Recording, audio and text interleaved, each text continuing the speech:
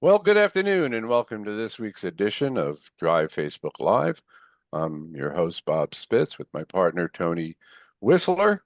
Hey, And hey, and our special guest today is Ryan Bethel of RDI Diesel in Florida. Ryan's having some problem with his camera, and I'm just happy that he's here because Ryan and I spoke a couple of weeks ago because he was going to be on the show, and then we got derailed by the hurricane. So it's good to have you back. Ryan, how are you? And would you please introduce yourself to the listening audience, where you're located, the kind of shop you have, all that stuff? Absolutely. My name is Ryan Bethel. My wife and I own a truck repair shop in Brooksville, Florida, which is just about an hour north of Tampa. So, Right. Now, and I'm going to ask you, how did you make out? Because I haven't talked to you since the hurricane. Luckily, we did just fine. At home, we lost power for about a day, but the shop didn't lose power at all. We didn't have any damage or anything, thankfully. Oh, thank goodness it's right. Well, I'm glad you finally made it into the room here.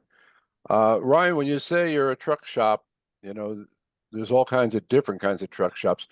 So, what's your scope of service? What kind of trucks are you working on and servicing? So we don't do a lot of the owner operator semi trucks. We do a lot of pickup diesels from your 2500, F-250s to your 5500 trucks, and then your medium duty trucks. But we stick with mostly fleets, and we do a lot of RVs. Oh, sure, you're in Florida. Yeah, Yeah, a lot of yeah, diesel pushers. yeah. They're heading down right now, I think. Yes, they are. It's the season for I can see that traffic jam on the 95 already. them. So you don't you also work with fleets, Yes, we do. class eights? Yes. Yeah, What's your so we class? do just about everything. We just don't get into hybrids. Um, I would say that's just about it. And the fleet side, we do everything besides hybrids. Right. You do the maintenance in their yards, or you bring the trucks to you? So we do all the maintenance in their yards. If there's a big repair, it will come to the shop. If it gets too far in depth. It needs a transmission, engine replacement, ring and pinion. It'll come to the shop. Right. So that means you have contact with some heavy duty tow companies. Yes, sir. Yeah. But you don't do you do roadside service? We do not. Okay. Yeah, I thought So you did. anybody calls in with an emergency that we don't deal with, typically we don't do work with them. If there's a customer that has an RV that's broke down on site, like at a park or in a parking lot, if we have time, we'll go take care of them. But if there's an owner operator broke down on the side of the interstate or something like that, we don't address those. Okay. Let me ask you this. When it comes to RV, once again, there's all different levels of RV service. How deep do you get into the RVs? So we do pretty much everything on the chassis, all depending on the year, make and model of the RVs. So brakes, transmission, driveline, engine, transmission, steering. We do deal with the cab AC and the top unit AC units. But you don't get into the coach, No, we don't get into tiling, cabinetry, or anything like that. right? so so Refrigerators and toilets. right, so you won't fix Correct. the stove if it doesn't like work correctly. Correct. Right, We right. we uh we sublet that out. So Very let me good. ask you this. We talked about this a little bit, Ryan, and sorry, but I don't remember what we concluded.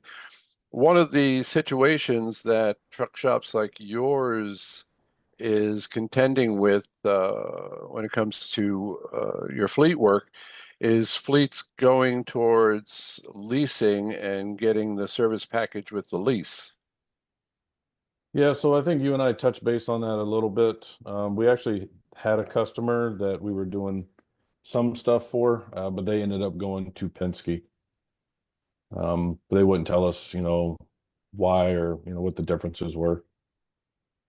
Right. Well, if they're leasing from Penske, they usually get their service package, right? Correct. Yeah.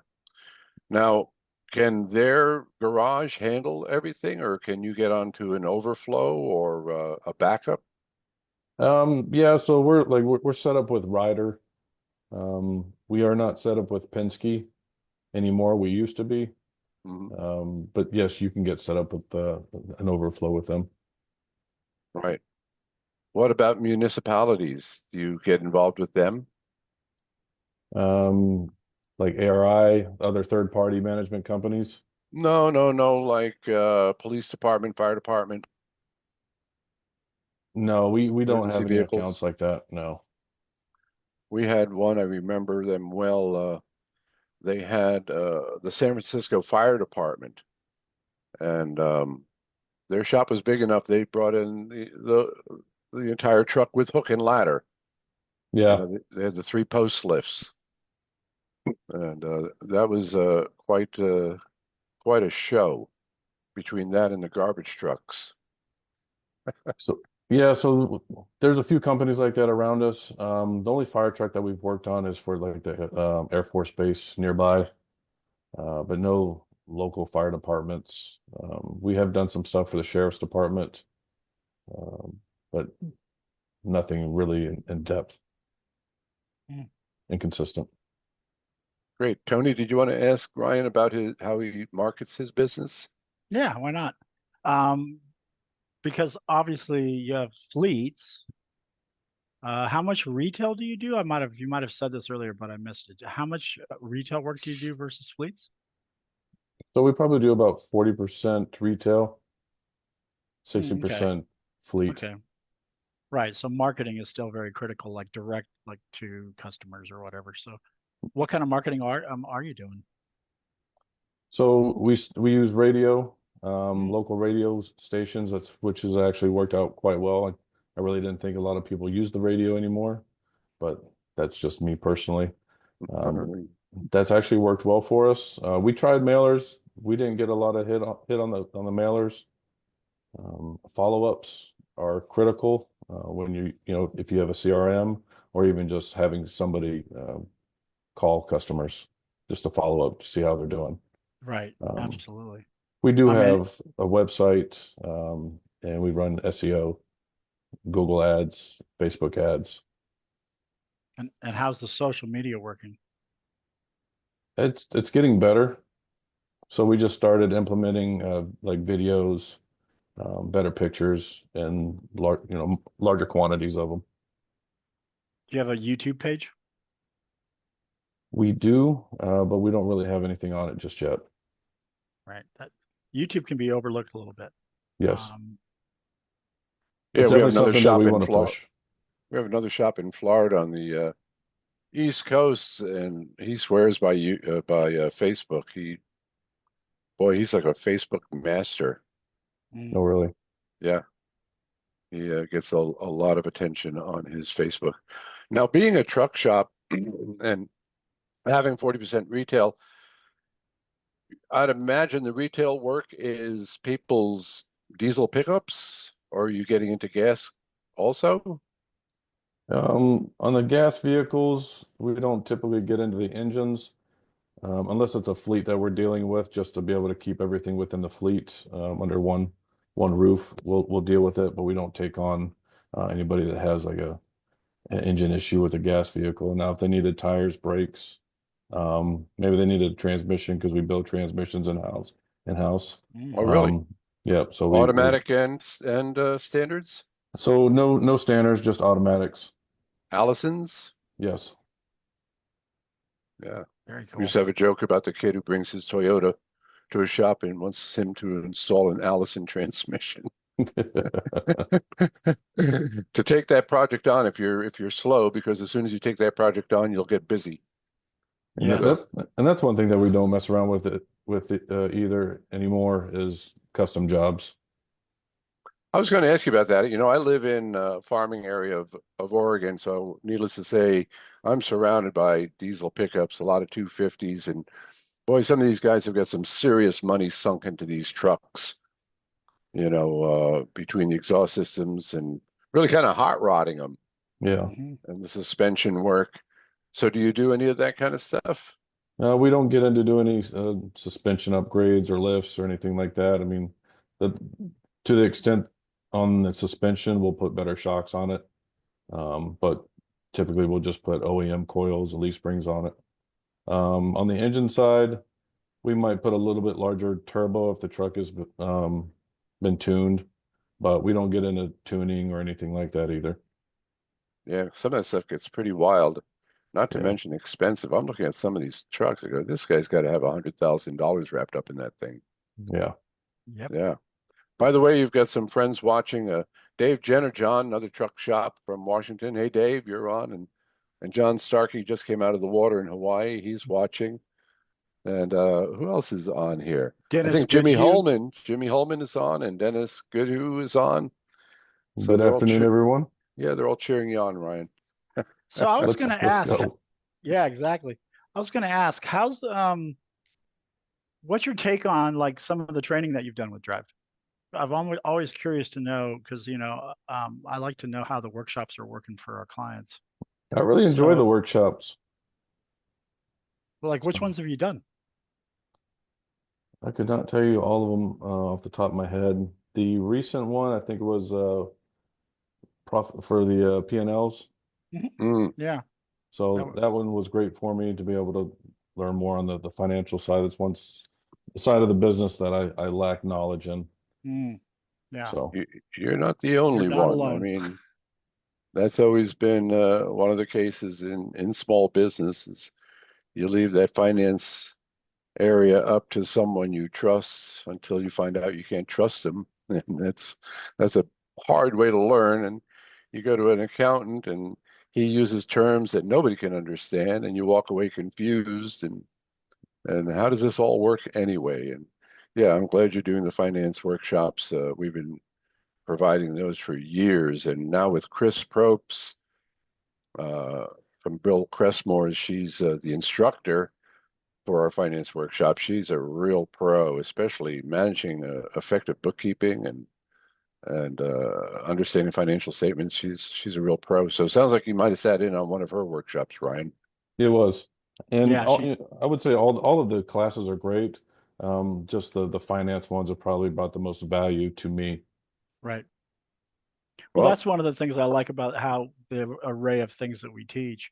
It's like if you have a pretty good handle on some area of your shop, you'll enjoy the workshop and it'll be nice and it'll have something to offer. But if there's some area of your shop that's really you don't have a clue and you get that knowledge, boy, that is so empowering. And so, yeah, I mean, for me, especially the it was the finance same. area. Right. For me, it was Because the it's only same thing. money, yours. Yours. Yeah. Yeah. And I remember when I didn't know anything about finance and when I finally got a handle on my finances for my businesses that I ran, I was like, oh, it was such a relief. I mean, I essentially started the business without knowing the finances. So if I wouldn't have had the drive, I probably would have failed. Mm, So yeah. Yeah. And how long Yeah, you been with us, Ryan? we've been with you guys for a little over 2 years. Good. fantastic. Yeah, Very good. we've hired on more people. We're making more revenue. Our gross profit is better. So Very good. Yeah, that brings up another question because finding competent diesel techs can be a challenge in any market. Uh, are you, how are you grooming your technicians and what kind of training do you provide for them? so currently we provide online training through AVI on demand. I don't know if anybody's ever heard of Elude. That is another online training, but is Well, I more have an on the elude, huh? yeah, Elude. It's more on the fundamental theory. I'm more hands-on. So going through Elude, it shows you exactly how everything works. It's all animated when you're going through the modules. So for somebody that's more hands-on, it, it I learn a lot faster through that. I'm able to pick it up. Mm, Oh, I'm right. sure that's true for a lot of people. Yeah. Yeah. So I remember studying about carburetors, and I just couldn't get my wits around it until I actually had a carburetor in front of me. Oh, absolutely.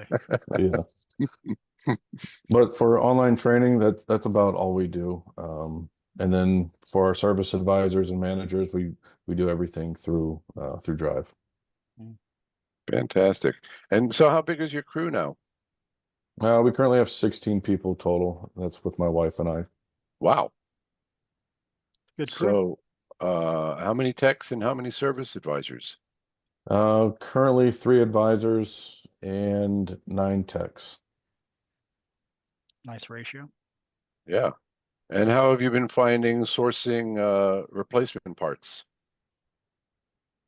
Has it been a problem for you recently, or has the supply chain cleaned up? We haven't, I don't think we're having any issues at the moment. Just when it comes to some of the Chevrolets we're having issues with, but that's been kind of an ongoing thing since COVID. And some of the older Monaco RVs. Mm. Yeah. How old will you take? How at what point do you cut it off as far as age in a truck? So I like to take on everything, but my crew does not like to take on everything. They don't like the challenge, So huh? no, the challenge of repairing it, the challenge of finding information, you know, schematics and stuff like that's kind of a pain, but also parts.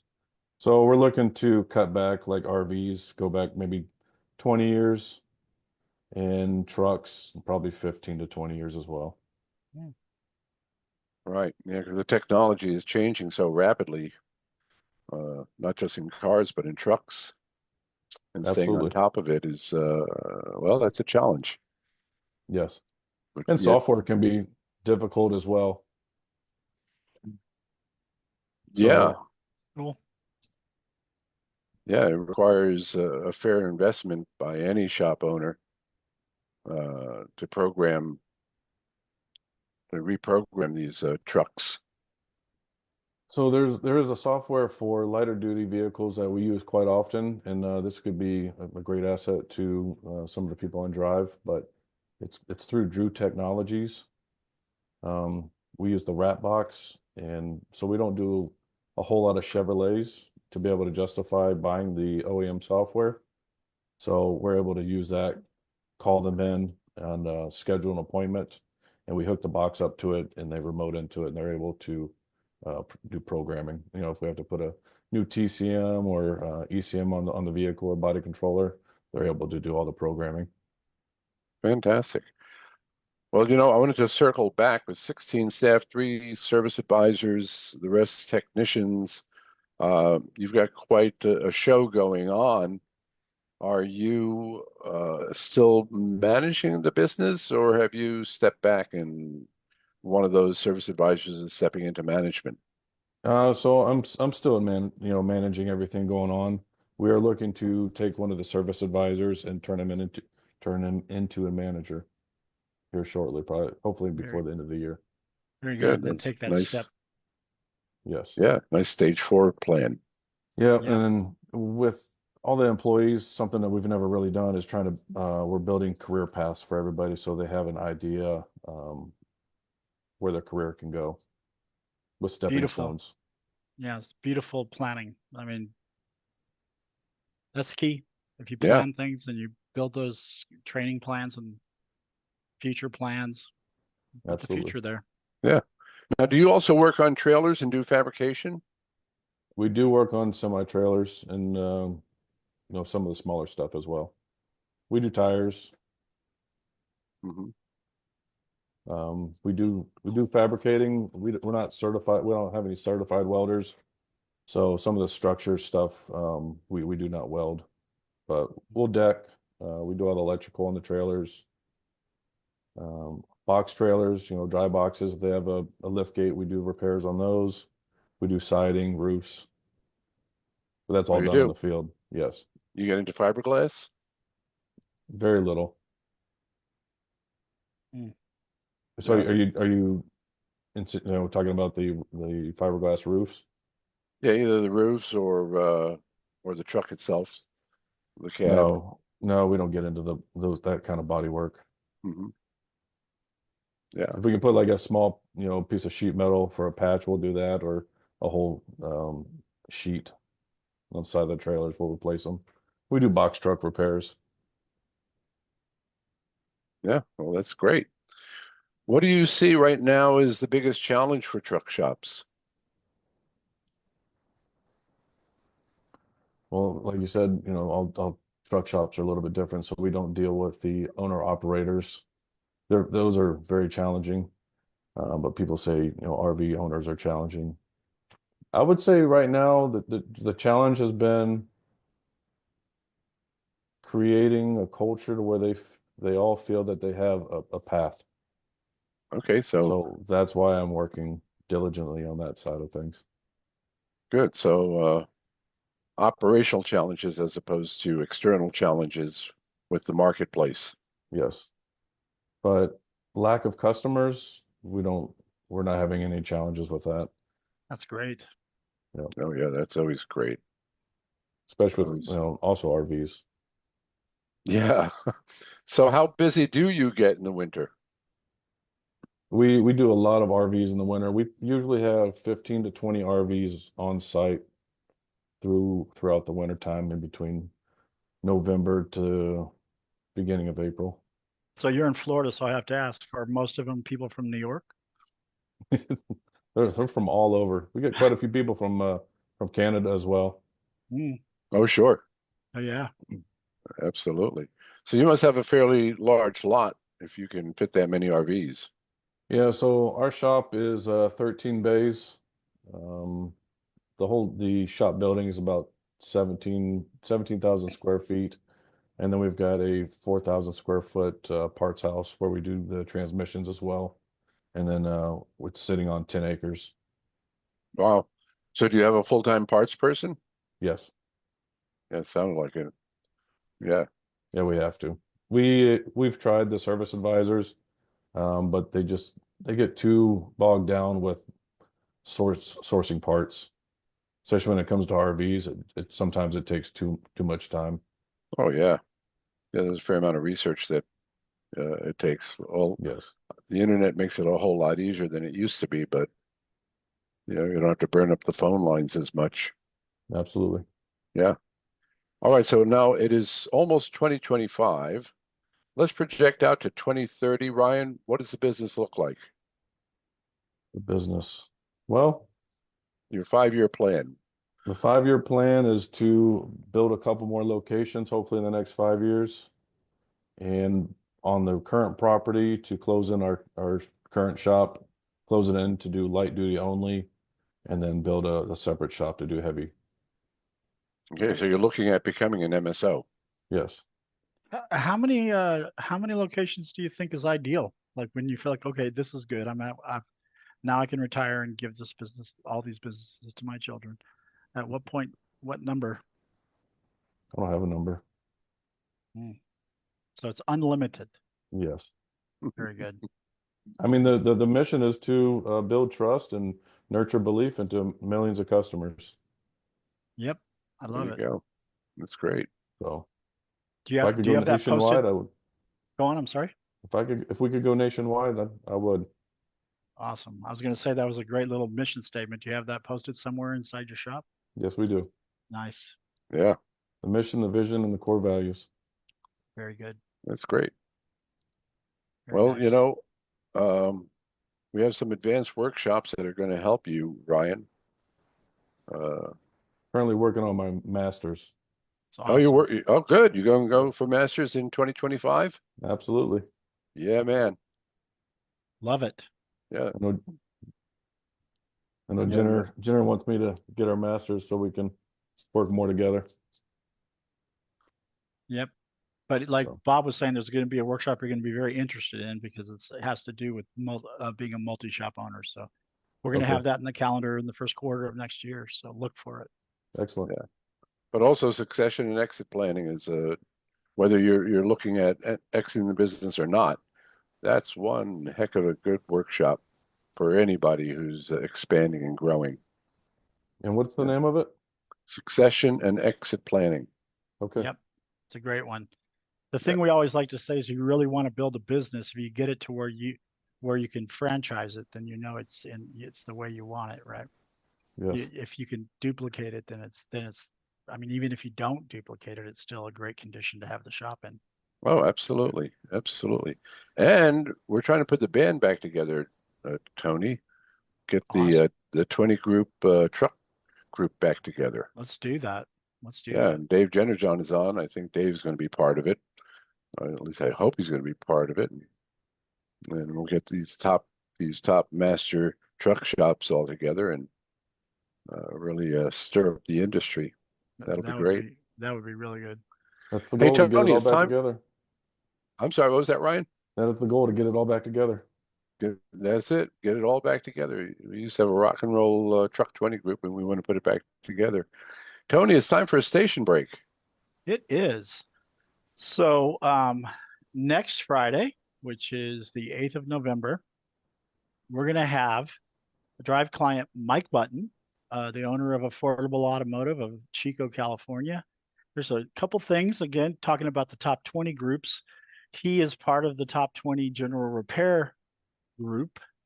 He also is a master elite of shop management, and he's an MSO business owner. So he has multiple shops. Mike's So got 3 shops now. yep. And so he is going to be a great interview. And I would love to have you all come hear the show. Yeah, it's great to have an old friend. I've known Mike for 24 years, Awesome. so it's Very great to have nice. him on. Yep. Hey, Ryan, any parting words? Uh, Hope everybody has a great weekend. There you go. You too, and we wish you nothing but continued success. Yes, I'm sir. sure your dreams will come true, because you are on the right path. Yes, sir. I appreciate y'all having me on, and apologize for the technical difficulty on the camera. No That's worries. okay. I was impressed you were on it at all after that hurricane. No, yeah, we're good. Very good. Very good. All right. So from all of us at Drive Facebook Live, thanks for joining us today. You all have a great weekend, and we'll see you next time.